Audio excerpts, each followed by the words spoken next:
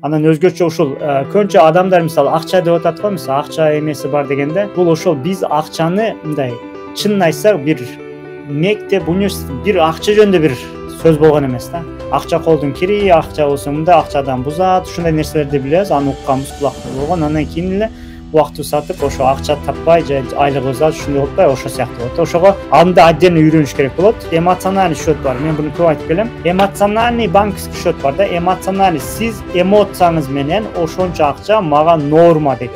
Эгер ошончо акча мага норма десеңиз, ошол акча эле келет. Эгер ал акча не норма десеңиз келбейт. Аны кандай кылабыз? Сизге ошо бир нерсе норма болбошу жашооңуз карайсыз, туурабы? Жөн эле чөнтөгүңүз карайсыз. Канча акчаңыз бар? Счетуңузду карайсыз. Канча акчаңыз бар? Канча расходуңуз болот?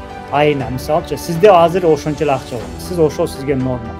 Андан ылдый да болбойт, көп да болбойт. Ылдый болсо стресс болосуз дагы, ошол уровеньге чыга аласыз. Көп болсо, анда эмне болот? Аны ал көп экен деп уже эме кылбай каласыз да, аны каалабай каласыз. Ошон үчүн эмоциональный нормага айланыш керек. Бүт нерсе качан норма болгондо жашооңузга келет.